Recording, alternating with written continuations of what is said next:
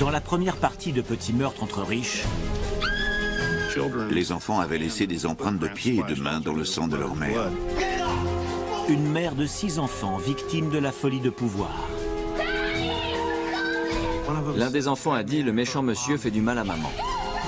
Puis, un lit conjugal transformé en lit de mort. Il est devenu ivre de pouvoir. On se dit que tout cela n'est pas très crédible. Bonjour, je suis Christopher Mason. Dans Petit meurtre entre riches, les basses besognes sont rarement exécutées par le maître de la maison. S'il faut se salir les mains, la tâche est confiée au petit personnel. Et le meurtre entre logiquement dans cette catégorie.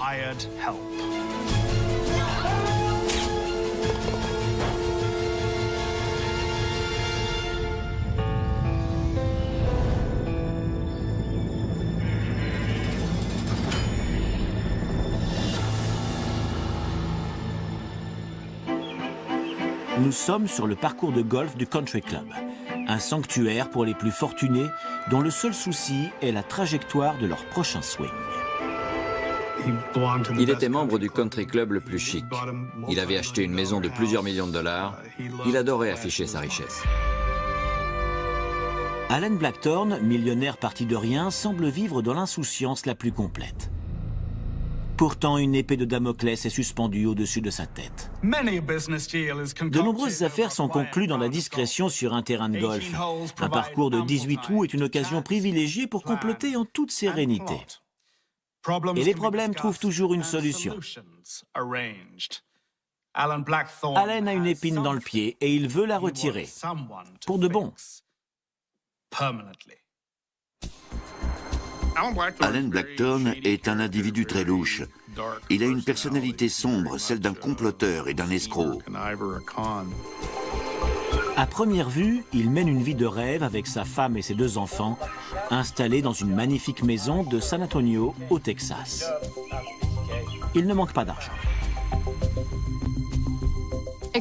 Il était très riche, c'était un millionnaire. Il avait vendu le brevet d'une invention médicale et il récoltait les intérêts. Regarde ça. Chaque année, il touchait près de 750 000 $. Une somme amplement suffisante pour alimenter sa passion pour le golf. Superbe coup. Mais Alan est hanté par un autre problème. Après un divorce pénible, il craint de perdre la garde de ses 2 filles au profit de Sheila, son ex-femme. Alan Blackthorne était obsédé par le pouvoir et le contrôle. L'idée que son ex-femme pouvait lui prendre ses enfants après avoir recommencé une nouvelle vie était complètement inacceptable. Malgré son argent et son influence, il ne supportait pas ce sentiment d'impuissance. Vous êtes prêts pour la photo, les enfants? Depuis son divorce 10 ans plus tôt, Sheila Belush s'est remariée et a eu des quadruplés. Tout le monde sourit. Stevie et Daryl, les 2 filles de Alan, vivent aussi avec elle, à Sarasota, en Floride. Sheila a grandi dans une famille heureuse. Elle a connu Alan alors qu'elle travaillait en tant que secrétaire juridique. Mais leur mariage a vite tourné au cauchemar. Alan, mon chéri, les Johnson nous invitent à dîner. Hors de question. Le mariage n'a duré que quelques années. Le divorce, en revanche, s'est éternisé. La bataille pour la garde des enfants a été très âpre. Je te déteste! Il a accusé Sheila Belush de tout et son contraire. Mais chérie, on est de la même famille. Sheila gagne et obtient la garde de ses filles. Mais elle ne connaît Alan que trop bien et sait qu'il déteste perdre la face.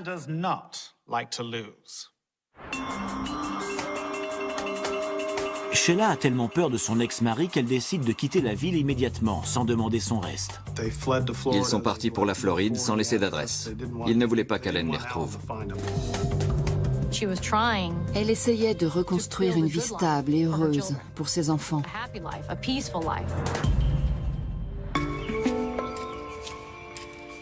Nous sommes le 4 novembre 1997,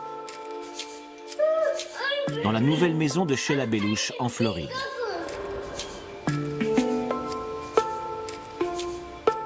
Stevie, sa fille de 13 ans, rentre de l'école. Maman, je suis là. Elle pénètre dans la maison et appelle sa mère, mais ne voit rien. Maman? Elle voit les quadruplés qui courent partout. Mon chéri, qu'est-ce qui t'est arrivé? Les enfants avaient laissé des empreintes de pieds et de mains dans le sang de leur mère. L'un des enfants a dit « Le méchant monsieur fait du mal à maman ».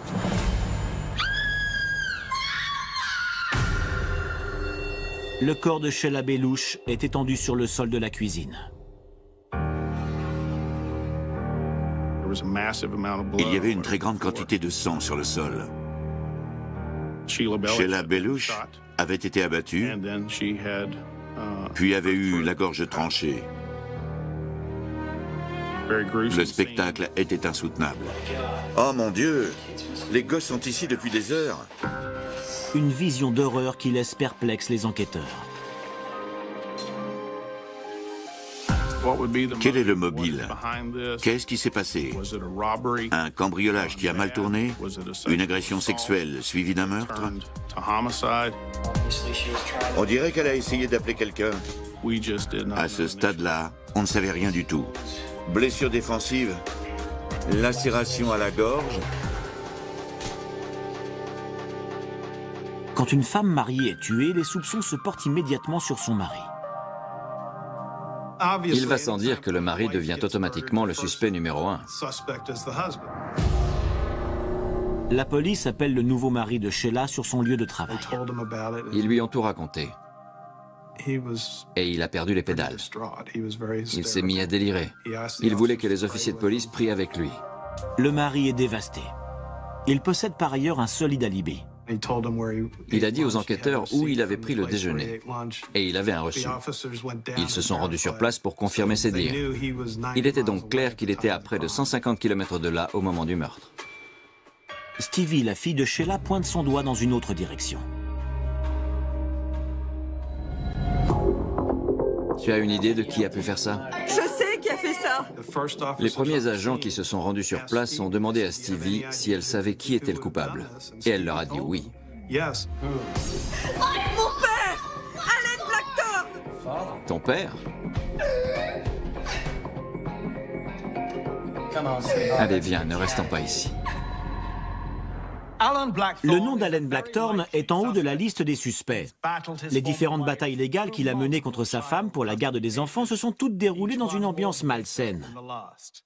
Mais le jour du meurtre, plusieurs témoins oculaires assurent qu'il se trouvait, comme à son habitude, sur un terrain de golf. La piste s'essouffle rapidement. Mais une certitude persiste. Ce meurtre est l'œuvre d'un parfait amateur. Elle a été abattue. Et nous avons la douille. Ils ont retrouvé la douille, ils ont retrouvé la balle, ils ont retrouvé des empreintes sur le sèche-linge de la buanderie. Ces indices permettent aux enquêteurs de formuler une théorie sur le déroulement du meurtre. Le tueur, caché dans la buanderie, aurait surpris Sheila alors qu'elle venait faire une lessive. Il a utilisé un pistolet de calibre 45, enveloppé dans un torchon pour étouffer le son. Il a visé la tête. La balle a traversé la mâchoire en la brisant et est ressortie par le cou. Mais Sheila ne meurt pas sur le coup. Elle n'a qu'une idée, sauver ses enfants.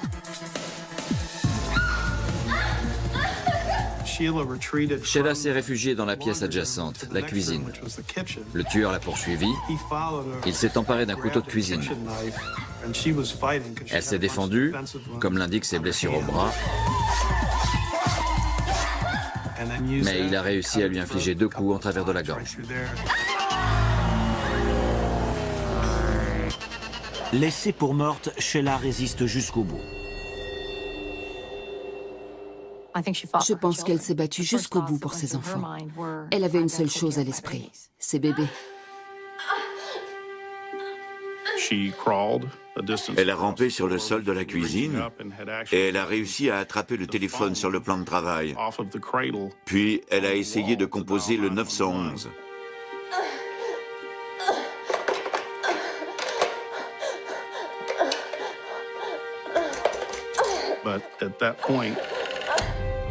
Mais la mort était toute proche.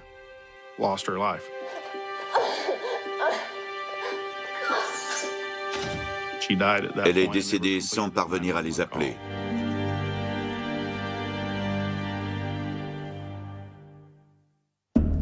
Peu de temps après, un voisin relance l'enquête en livrant de nouvelles informations.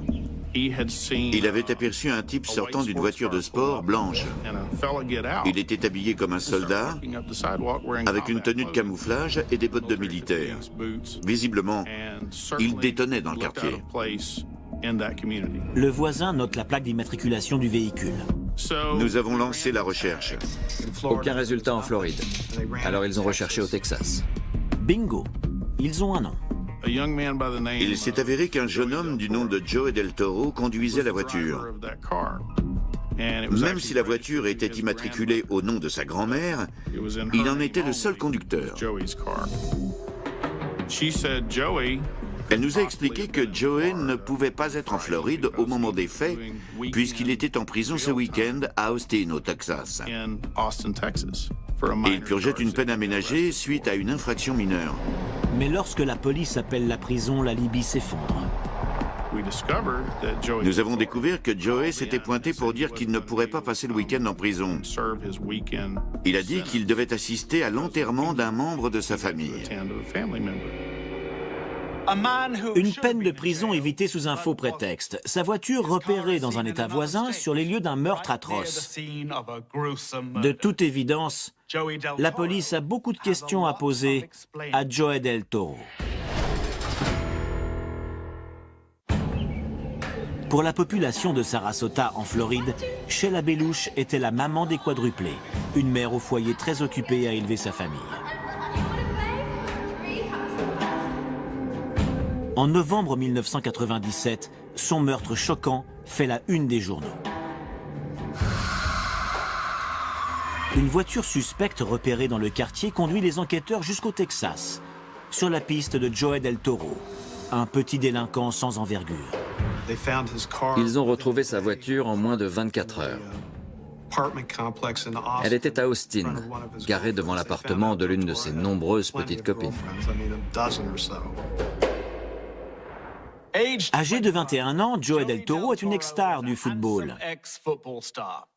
Grâce à son charme et à son physique, il cultive une image de séducteur. Malheureusement pour lui, il connaît tout autant de succès en tant que criminel. Désormais, ce ne sont plus les filles qui lui courent après, mais les policiers. La fouille de la voiture a permis de découvrir une carte de Sarasota et une note gribouillée par le caissier d'un supermarché lui indiquant le chemin. Il y avait aussi la clé de la chambre du motel où il était resté à Sarasota, ainsi qu'une serviette de bain. Nous avons aussi retrouvé l'arme du crime. Il y avait tout ce dont nous pouvions rêver. Il n'avait pas cherché à se débarrasser de quoi que ce soit. Nous n'avions pas affaire à un génie du crime. Les enquêteurs déterminent également que l'empreinte digitale retrouvée dans la buanderie est la sienne. Ils tiennent leur homme. Mais à la dernière minute, le séducteur est sauvé par une de ses prétendantes qui lui annonce la venue de la police. Il parvient à s'enfuir pour le Mexique. Mais là encore, il commet une erreur. Un coup de fil. Nous avons découvert qu'il avait contacté son cousin, Sammy Gonzalez, qui vivait à San Antonio. Et le cousin Sammy a la langue bien pendue. Nous avons très vite découvert, en l'interrogeant, que Sammy Gonzalez était au courant du meurtre commis par Joey Del Toro. Il savait que son cousin était allé en Floride, à Sarasota, pour exécuter Sheila Belush.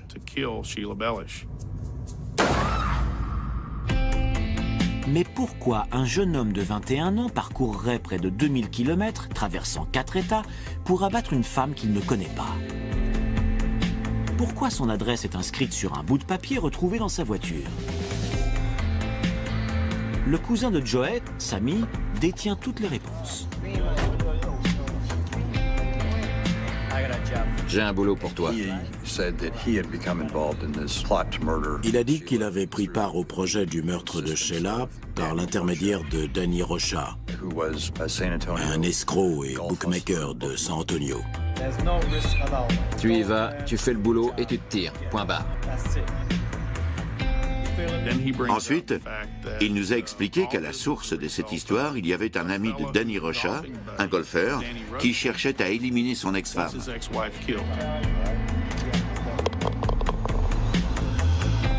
L'ami golfeur de Danny Rocha connaît très bien Sheila Belush, puisqu'il s'agit de Allen Blackthorne. Ils jouaient au golf dans le même country club. Danny Rocha jouait très bien au golf. Et Allen adorait parier. Ils passaient donc beaucoup de temps ensemble sur le terrain de golf.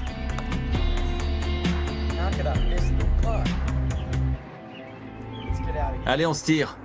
Allen et Danny avaient coutume de parier plusieurs milliers de dollars lors de leur partie de golf. Les deux hommes deviennent intimes. Mais un jour, Allen fait grimper les enchères et décide de se venger de son ex-femme.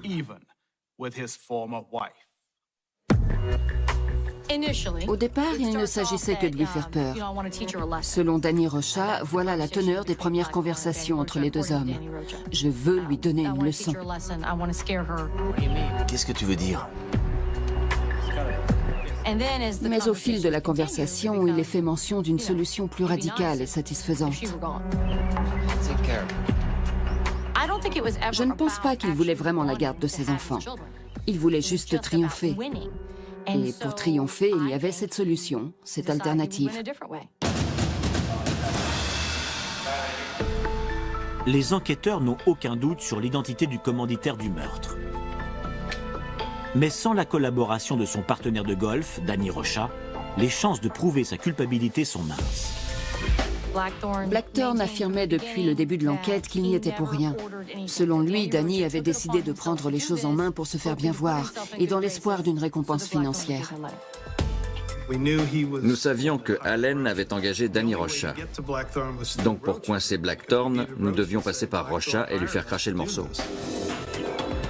Danny Rocha, un joueur invétéré, n'a qu'une seule carte en main. Son témoignage contre Allen Blackthorne. En échange d'informations sur Allen Blackthorne, il souhaitait éviter la prison. Rocha négocie un accord avec les enquêteurs. Mais la petite main paye le prix fort. Alors que sa pathétique carrière de tueur à gages prend fin, Joey Del Toro est extradé du Mexique pour répondre de ses actes. Le dossier à charge contre Del Toro était en béton armé. Il a plaidé coupable et a été condamné à la perpétuité. Dans une déposition rédigée après avoir plaidé, il détaille tous les faits. Sammy a aussi passé un accord avec le procureur et a plaidé coupable. Il a été condamné à 19 ans de prison. Deux hommes ont bien été enfermés pour leur rôle dans l'effroyable meurtre d'une mère de 6 enfants. Mais que devient le cerveau de cet odieux crime ? Eh bien, il travaille sereinement son swing dans le cadre idyllique de son country club. La vie d'Allen Blackthorne suit son cours. Il est remarié, il a 2 jeunes garçons, une magnifique maison et il s'adonne à sa passion, le golf. Il est persuadé qu'il est tiré d'affaire. Mais Allen n'est pas infaillible. Allen était un escroc, et les escrocs se croient toujours plus malins que tout le monde. Grossière erreur. Alors qu'Allen passe son temps sur les terrains de golf, les enquêteurs cherchent la faille et se penchent sur le droit fédéral. La loi fédérale stipule qu'il est interdit d'inciter quelqu'un à traverser la frontière d'un État dans le but d'intimider ou de harceler un ex-conjoint. Parallèlement, Danny Rocha décide de collaborer avec la justice. Pour Allen Blackthorne, c'est la fin de la partie. Il venait de finir un parcours et les policiers l'ont appréhendé sur le parking du club de golf. Il avait convaincu Danny Rocha de faire le sale boulot à sa place. Alan Blackthorne, le millionnaire, l'homme à succès, était persuadé que personne ne croirait un type comme Rocha, un arnaqueur et un bookmaker. Il a engagé des avocats pour le défendre, pensant que son argent et son intelligence pouvaient triompher de tout. Allen a toujours été certain qu'il éviterait la condamnation. Mais cette fois, la chance ne lui sourit pas. Il a été condamné à la perpétuité sans possibilité de liberté conditionnelle. C'est un véritable sociopathe qui ne vit que pour le pouvoir et le contrôle. Il pensait détenir toutes les cartes. Il n'a jamais exprimé le moindre remords.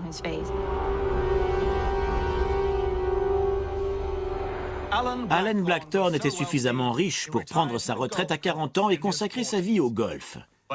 Mais son obsession pour la vengeance n'a jamais cessé de le poursuivre. Je suis persuadé qu'aujourd'hui encore, assis sur le banc de sa cellule et loin des gazons de son country club, la haine brûle encore au fond de son cœur. Tout de suite, dans Petit meurtre entre riches, il est devenu ivre de pouvoir. Sexe et meurtre en bord de mer. La scène était terrifiante, il n'y a pas d'autre mot. Un meurtre singulier entraîne une cascade de révélations. Qui est capable d'une telle chose?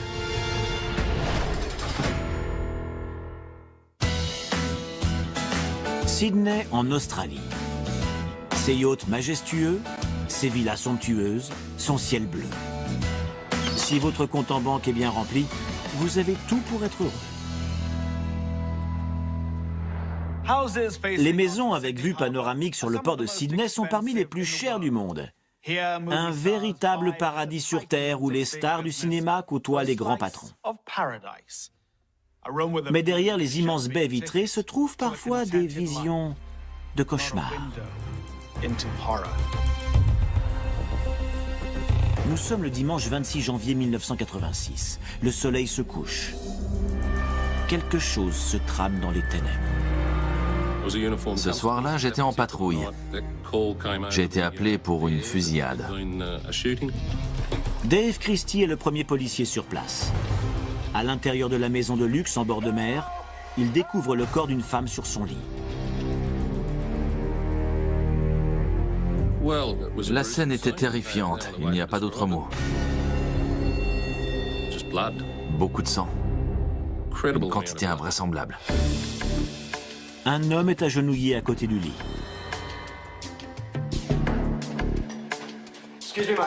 Ça faisait beaucoup d'éléments d'un coup. Nous nous posions beaucoup de questions. Veuillez reculer. Qui était ce type à genoux à côté du lit? Tout va bien? Oui, je vais bien. Nous l'avons éloignée du lieu du crime. Nous pensions qu'elle était peut-être encore en vie. Mais il est trop tard. Juste sous son oreille, 2 trous rouges. Les 2 balles qui l'ont tué. Où étiez-vous quand c'est arrivé? Je dormais. L'homme semble déboussolé. Il affirme que la victime est sa femme, Megan. Je l'ai fait s'asseoir pour lui poser des questions et je lui ai demandé ce qu'il faisait dans la vie. Il m'a dit qu'il était propriétaire d'un hôtel à Manly, le Manly Pacific. C'est un hôtel très connu.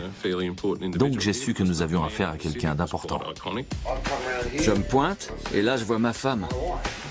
S'il possède un hôtel de cette taille, il doit être sacrément riche. Cet homme est Andrew Kalesic, un propriétaire millionnaire. Il a construit le plus grand hôtel sur la côte de Sydney, le Manly Pacific International.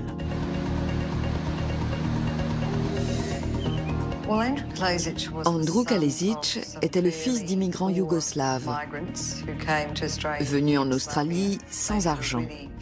Ils étaient de gros travailleurs et ont gagné beaucoup d'argent. Grâce à leur petit restaurant de fruits de mer, les Kalesic amassent une petite fortune.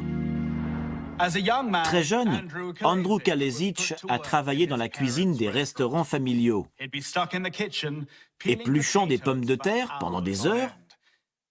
Il gardait toujours à l'esprit l'avenir brillant qui l'attendait.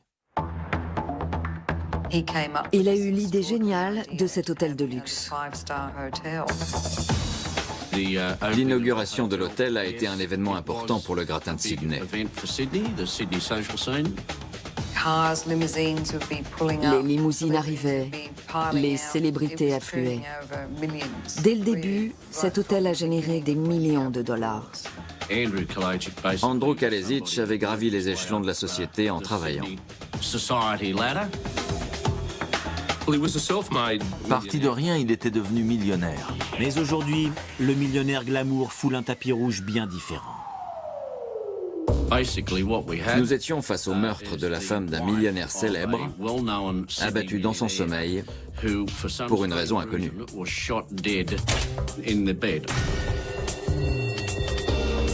Steve Barrett, reporter chevronné, flaire un bon sujet. Le lendemain, j'ai interviewé plusieurs des enquêteurs pour le compte d'une chaîne de télévision. La direction dans laquelle le tueur a pris la fuite est aussi troublante que le crime lui-même. Les premières informations que nous avons eues, tout comme la police, reprenaient la version du mari, Andrew. Selon lui, un homme armé était entré dans leur maison, passant par le balcon et par une baie coulissante.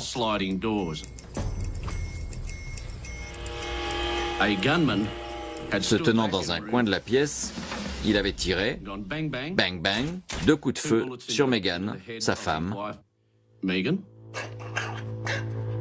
bang bang, 2 coups de feu à sa place à lui. Ces balles avaient fini dans l'oreiller. Il se serait réveillé et bang bang aurait entendu les 2 premières déflagrations. Et il aurait eu la présence d'esprit de se laisser tomber du lit, échappant ainsi à la mort.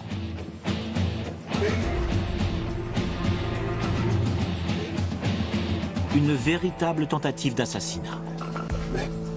Megan, Megan! Au secours! Au secours!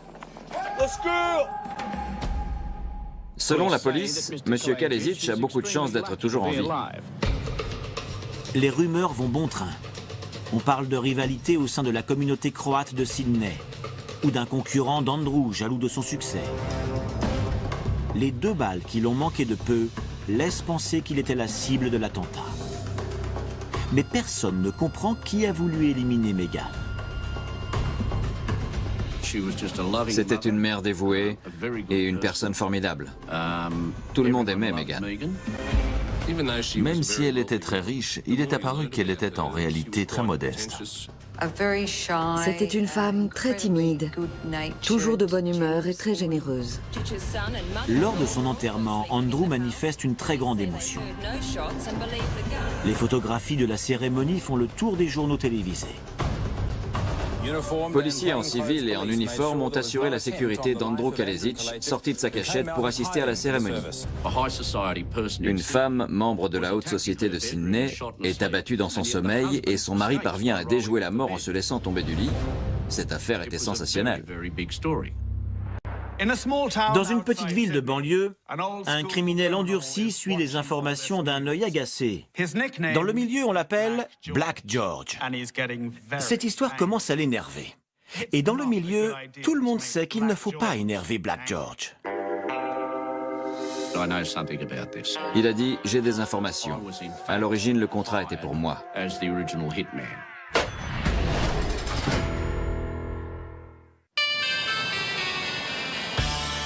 À 10 km de Sydney et à des milliers de kilomètres des soucis.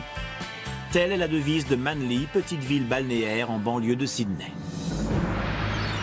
Le 27 janvier 1986, Megan Kalesic est abattue dans son sommeil. Le maire invente une nouvelle devise. Manly vient de perdre son innocence. Manly est une ville tranquille, alors ce meurtre horrible nous laissait penser qu'il y avait un maniaque en liberté.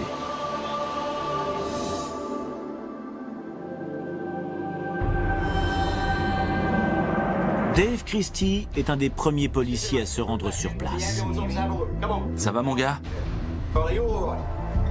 Oui, tout va bien. Qui êtes-vous?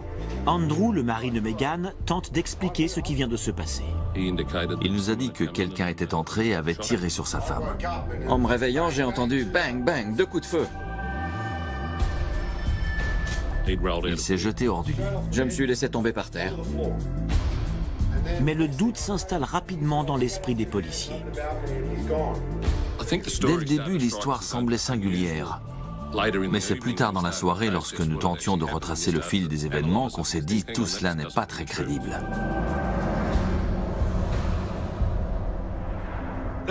Une des policières remarque que le millionnaire se frotte ostensiblement les yeux comme s'il pleurait.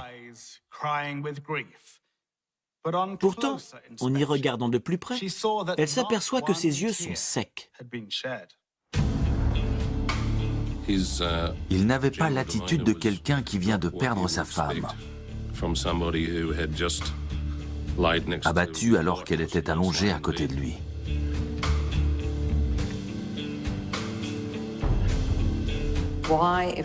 Si Andrew Kalesic était bel et bien la cible du tueur à gages, pourquoi ne pas l'abattre en premier? Pourquoi faire tout le tour du lit et viser précisément Megan? Un autre élément soulève des questions. 2 semaines avant le meurtre, Megan avait subi une agression alors qu'elle rentrait chez elle. Qu'est-ce que vous voulez? Un homme masqué l'avait frappée à la tête avant de prendre la fuite, sans dire ni voler quoi que ce soit.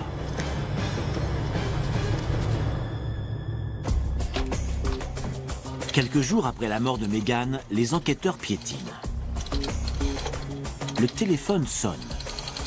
À l'autre bout du fil, une célèbre figure du milieu à Sydney, Black George. Il a appelé un inspecteur qu'il connaissait bien et lui a dit « J'ai des informations. À l'origine, le contrat était pour moi. »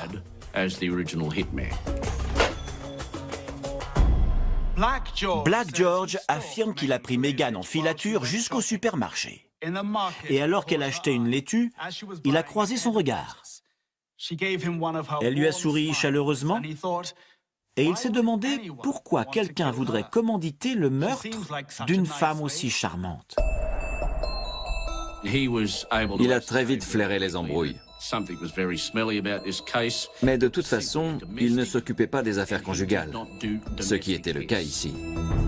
Black George refuse le contrat, mais les clients lui achètent une arme à feu, celle qui servira au meurtre de Megan. Il a appelé la police, car il était furieux que son arme ait servi à tuer Megan Kalesic. Oui, c'est moi qui lui ai vendu, mais je n'ai tué personne. Il ne voulait pas se faire coincer pour complicité de meurtre. Black George livre alors le nom d'un homme qui pourrait bien en savoir long sur ce meurtre. Un suspect improbable, Bill Vandenberg. Bill Vandenberg n'avait pas eu de chance dans la vie. Depuis un accident dans une aciérie, il boitait. Et il n'avait jamais été heureux en amour. Les enquêteurs décident alors d'interpeller Bill Vandenberg. Ils débarquent chez lui très tôt le matin et tombent sur ce type. Il a l'air un peu déboussolé, mais il leur dit « C'est moi qui l'ai tué ».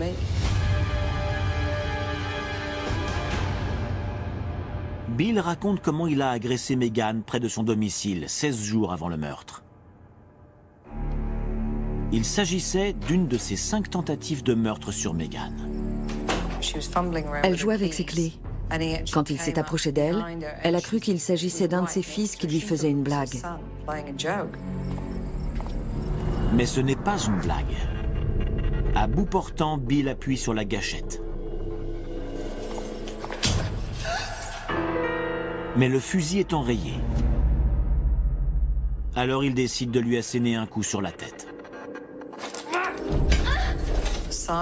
Le silencieux est tombé par terre et a roulé, quelque part dans le jardin. Alors il a paniqué et a pris la fuite.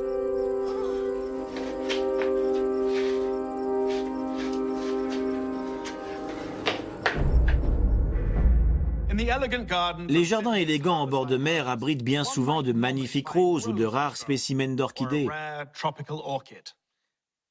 Mais les parterres de fleurs des Kalesic contiennent un autre trésor, la preuve d'un complot criminel.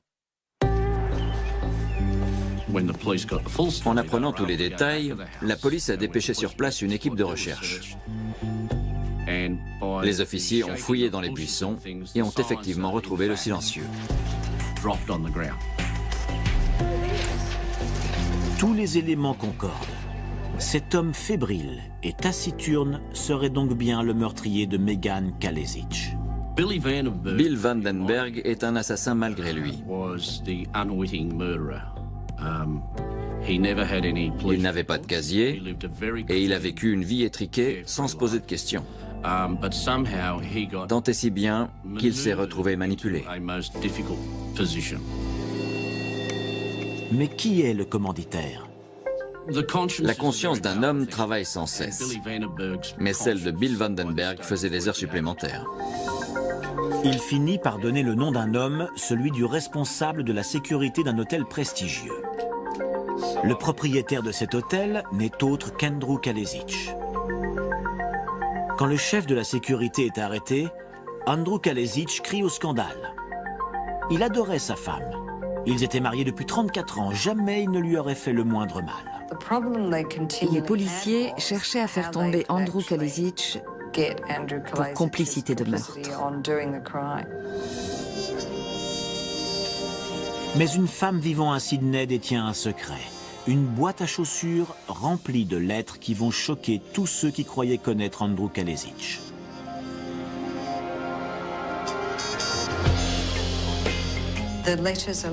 On aurait dit les lettres d'amour d'un adolescent.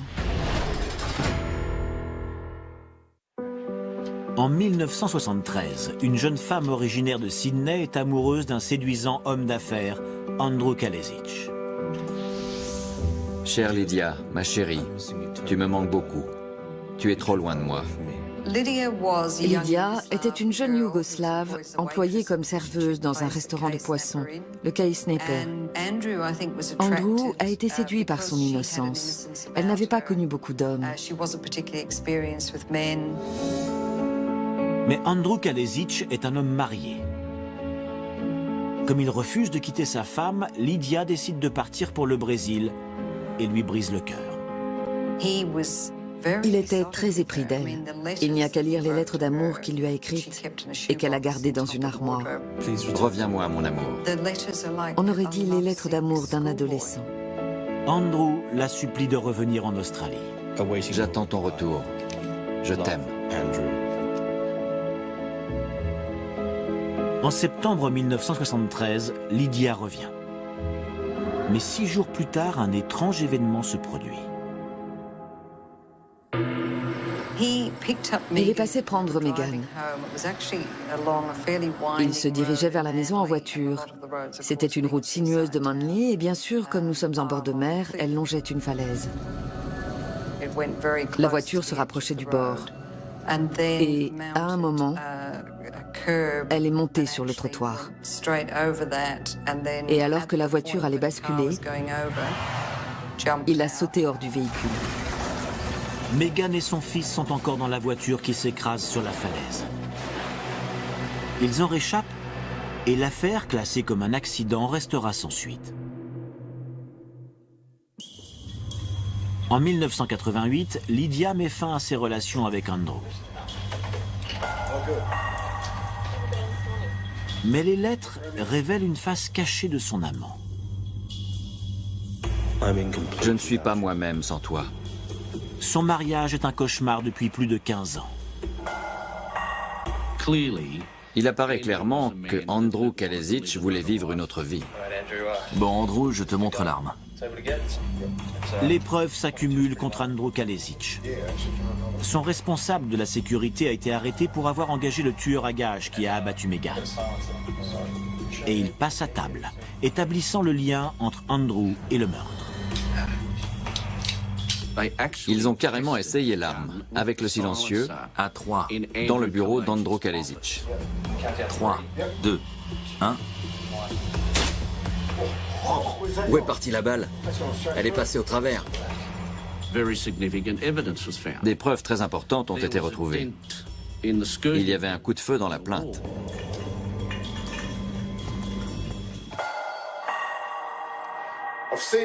J'ai vu le tireur debout et je me suis laissé tomber hors du lit, sur le sol. La version des faits d'Andrew Kalesic semble de plus en plus difficile à croire. Selon M. Kalesic, le tueur était entré par les grandes baies coulissantes de la chambre. Mais les baies coulissantes présentent une forte corrosion due à l'air marin. J'avais remarqué que les baies ne coulissaient pas très bien. Elle faisait un boucan infernal à cause de la rouille. Le bruit aurait sans aucun doute réveillé le couple. Pourquoi Andrew s'est-il jeté hors du lit? Il semblerait qu'il avait l'intention de se faire tirer une balle dans la jambe pour rendre l'histoire crédible. Mais comment être sûr qu'un tireur aussi peu expérimenté que Bill Vandenberg ne va pas vous abattre par mégarde?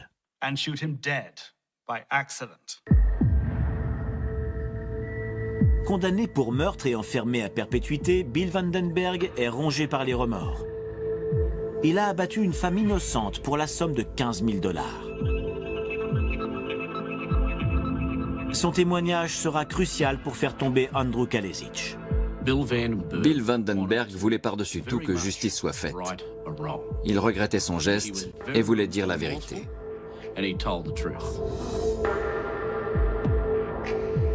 Quelques jours seulement après son témoignage dans le procès de Andrew Kalesic, Bill Vandenberg se donne la mort en prison.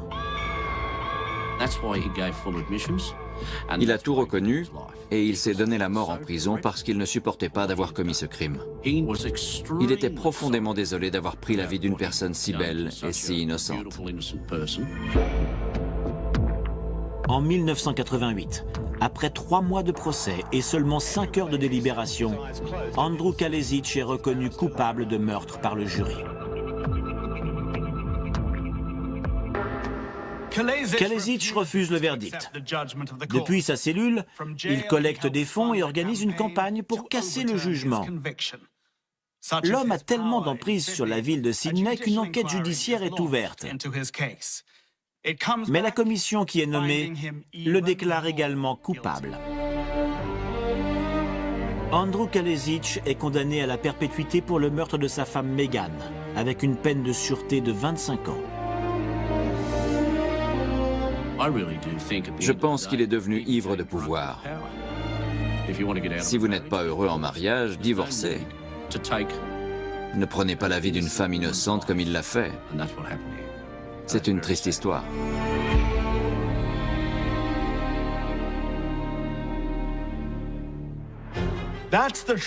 L'argent est un mirage. Quand on en a beaucoup, on pense que tout peut s'acheter. Alan Blackthorne a organisé le meurtre de son ex-femme sans quitter son terrain de golf. Et Andrew Kalesic a misé sur le mauvais cheval pour faire le sale boulot. Trop riches pour se salir les mains, ils ont confié leur basse besogne au petit personnel. Je suis Christopher Mason. À la prochaine fois dans Petit meurtre entre riches.